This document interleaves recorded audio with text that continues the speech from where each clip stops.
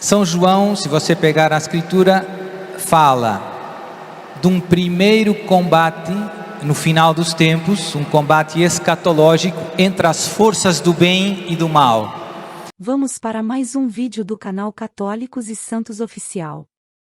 E esse vídeo é de uma extrema importância para os nossos dias, porque é referente ao fim dos tempos. Fim dos tempos não é fim do mundo. É o fim dessa geração. O nosso querido padre exorcista Duarte Lara dá uma catequese de escatologia. Ele fala sobre o fim dos tempos e os combates espirituais. Assista o vídeo até o final, porque é uma verdadeira catequese católica, para quem quer aprender mais sobre o tema.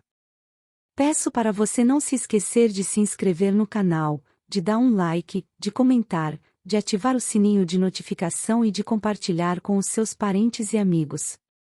Isso é muito importante para os nossos vídeos serem recomendados pelo YouTube. Muito obrigada e Deus te abençoe. Quando estudamos os temas escatológicos, tem muitos textos na Sagrada Escritura, não vamos ver agora, são mesmo muitos, seja no Antigo, seja no Novo Testamento.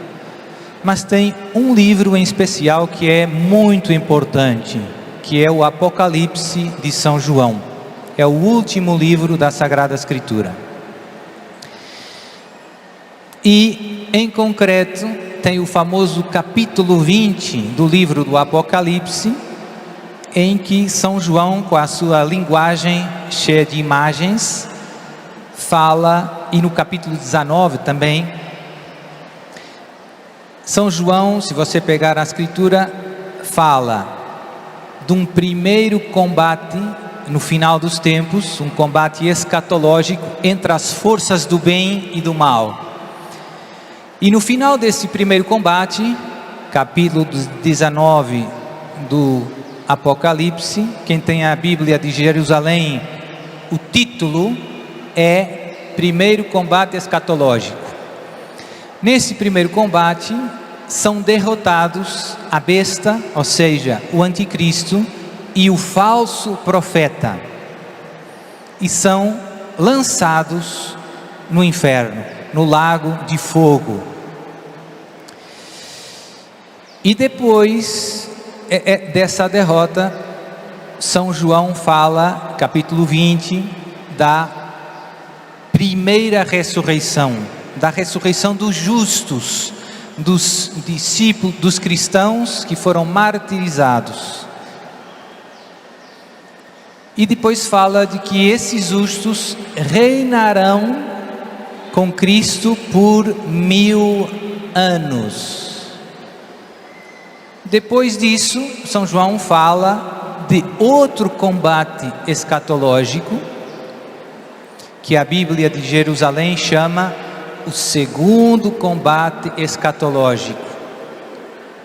E nesse combate entre o bem e o mal, é derrotado o próprio Satanás, que vem e se dá o juízo final, se dá a ressurreição de todos, dos mortos, e Jesus julga, é o juízo universal, e é o ponto final da história. O demônio é definitivamente destruído, derrotado e lançado no inferno. Agora, problema: como interpretar esta vinda de Jesus antes de reinar 1000 anos? Como interpretar esta ressurreição dos justos?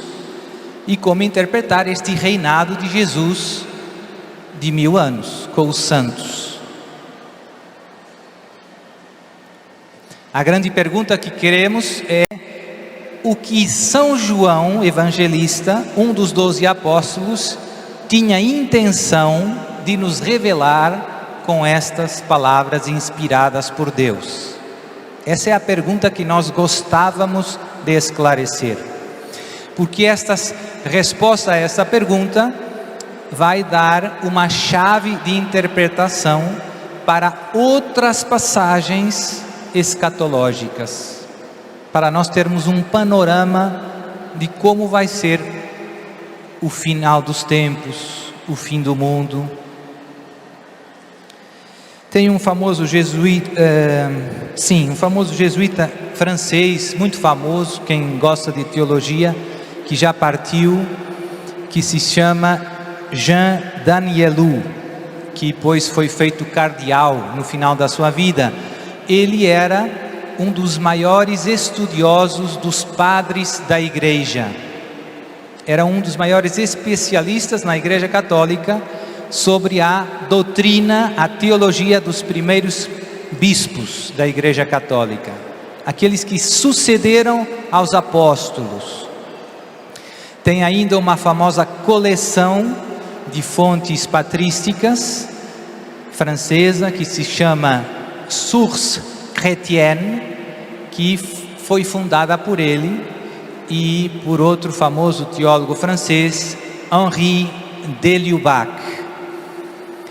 Essa coleção, que começou talvez há uns 50, 60 anos atrás, tem centenas e centenas e centenas de livros recolhendo os ensinamentos dos primeiros padres da igreja, as homilias, as catequeses.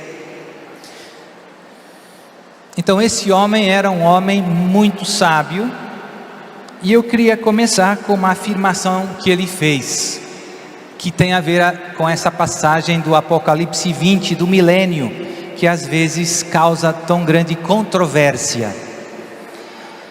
Ele afirma, cito: o milenarismo, a crença que haverá um reinado terreno do Messias antes do fim dos tempos, é a doutrina judaico-cristã que despertou e continua a despertar mais argumentos do que qualquer outra. Ou seja, este tema da interpretação do milênio do Apocalipse 20 é o tema que tem mais suscitado interpretações. Tem muita gente tentando interpretar, tem muito debate. Isso falando dos primeiros séculos e de toda a história da igreja.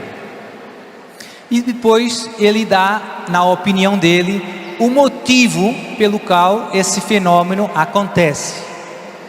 E ele diz: a razão para isso é provavelmente a incapacidade de distinguir entre os vários elementos da doutrina. Ou seja, às vezes nós metemos tudo no mesmo saco. É necessário fazer distinções para evitar confusões.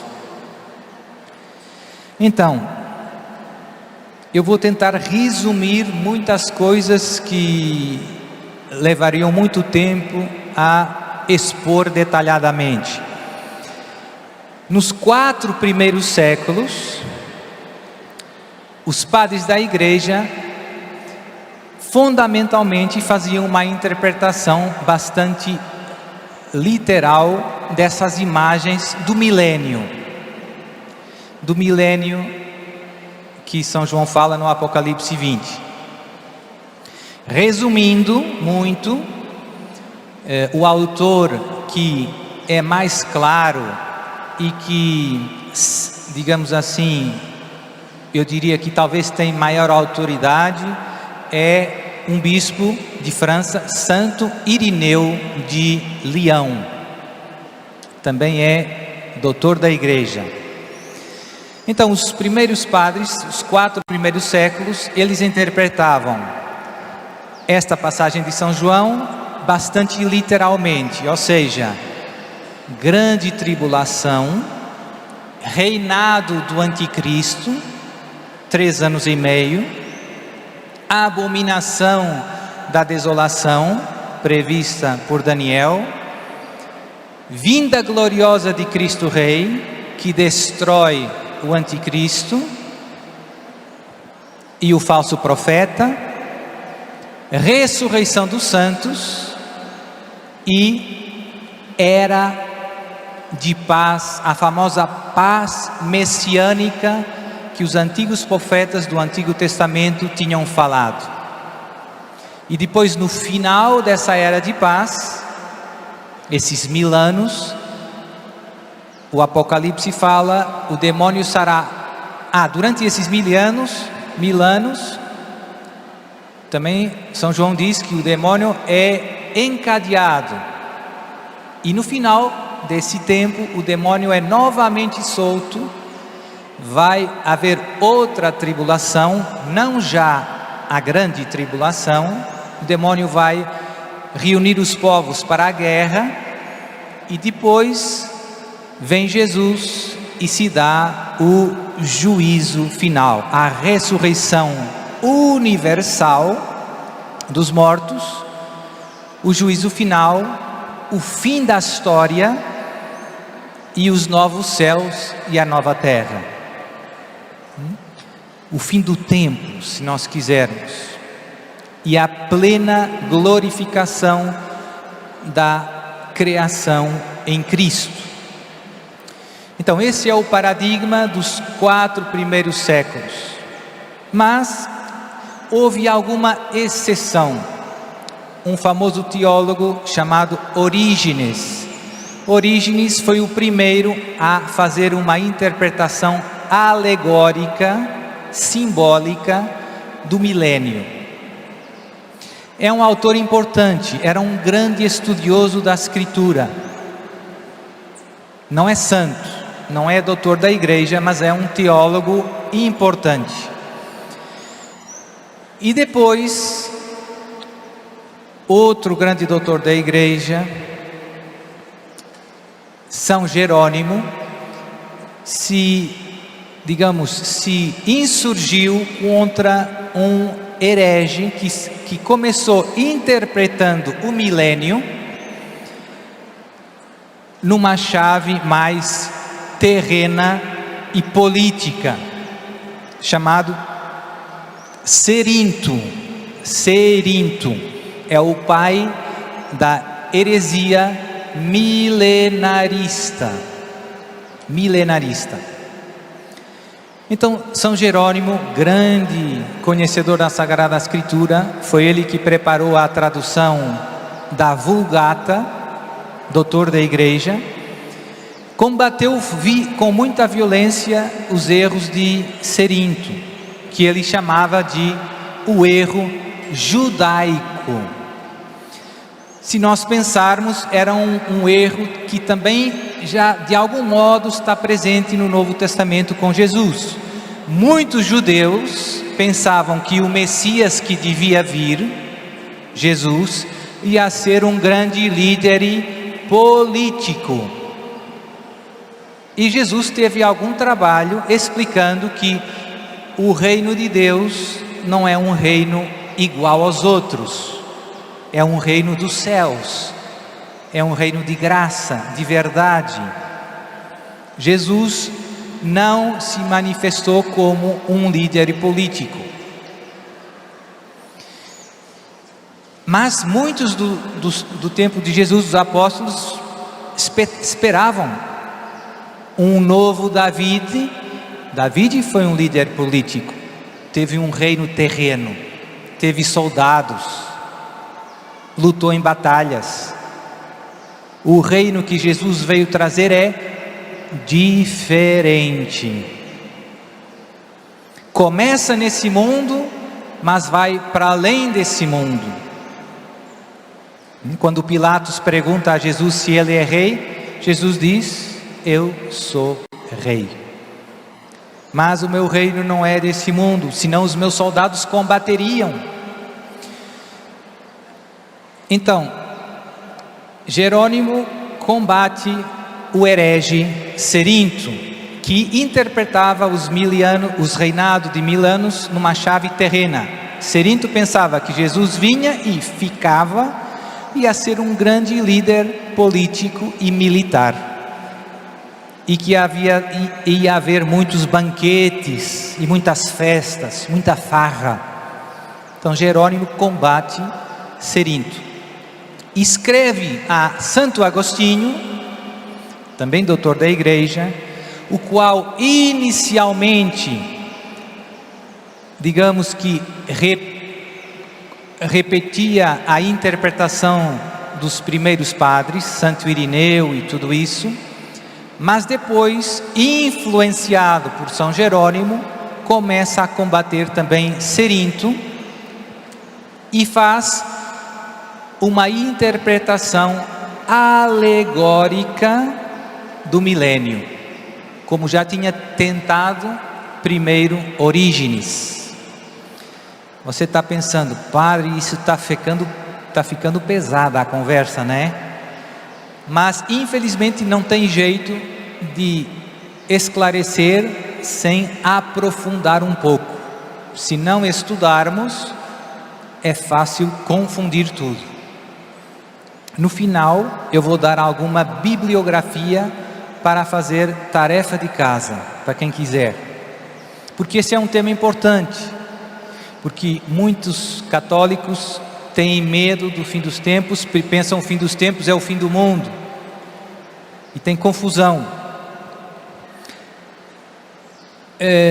Agostinho faz a interpretação alegórica do reinado dos 1000 anos e diz que os 1000 anos começaram com a ressurreição de Cristo. Cristo já reina na igreja.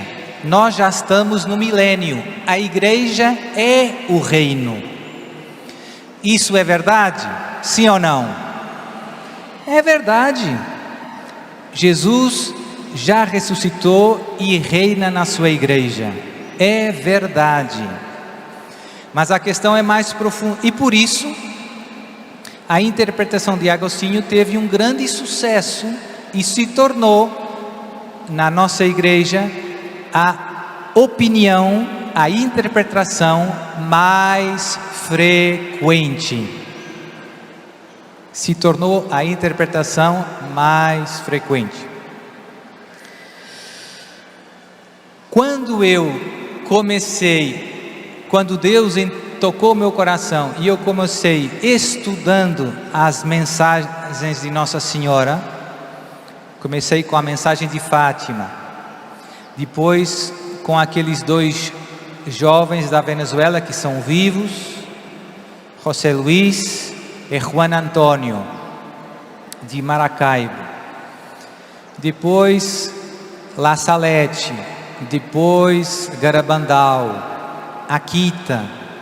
Várias dessas aparições estão aprovadas pela igreja. Quando você pega nas mensagens, você vê que Nossa Senhora sempre fala que vem Jesus, que vem a tribulação, a grande tribulação, que vem o anticristo, Padre Gobi, que vem Jesus na glória como Rei do Universo e que depois vem a era de paz. Jesus não fica visivelmente conosco, fica fisicamente na Eucaristia, como já está. Então quando eu comecei pensando que aquilo era uma heresia. Por quê? Porque eu estava habituado à interpretação de Santo Agostinho, ao paradigma de Santo Agostinho e não de Santo Irineu. Irineu é grande tribulação, segunda vinda, era de paz, juízo final. E Agostinho não, Agostinho é grande tribulação, juízo final. E a era de paz é agora a igreja. Então, quando eu comecei lendo essas mensagens de Nossa Senhora, eu tive um momento de uma certa crise. Pensei, oba, isso não é a doutrina da fé católica. Nós no credo rezamos, esperamos que Jesus há de voltar para julgar os vivos e os mortos. Então, eu tinha na minha cabeça que quando Jesus voltar, vai ser o juízo final. Não tem outra volta de Jesus na glória. E então tive uns tempos de dificuldade, Mas o problema é que são muitas revelações privadas, todas com o mesmo esquema. O que é lógico, porque Nossa Senhora não se contradiz. E se você quiser, tem muitos místicos e santos na história da igreja que falaram destes nossos tempos e que também seguem o paradigma de Santo Irineu e não de Santo Agostinho. Por exemplo, Santa Ilegarda, doutora da igreja; Santa Brígida da Suécia, doutora da igreja; Santa Catarina de Sena, doutora da igreja; Beata Ana Catarina Emmerich, São Luís Maria Grignon de Montfort, São Massimiliano Kolbe, Santa Faustina Kowalska, São Padre Pio de Pietrelcina. São só alguns exemplos. Todos eles falam do fim dos tempos e falam da era de paz depois da grande tribulação, depois da derrota do anticristo, depois da vinda de Cristo Rei. E tem coisas muito bonitas, agora não vou expor, mas nessa era de paz, depois da grande tribulação, do anticristo, da vinda de Jesus, o mundo será muito diferente, no sentido que vai haver uma conversão global a Jesus. Todo mundo vai amar e seguir Jesus.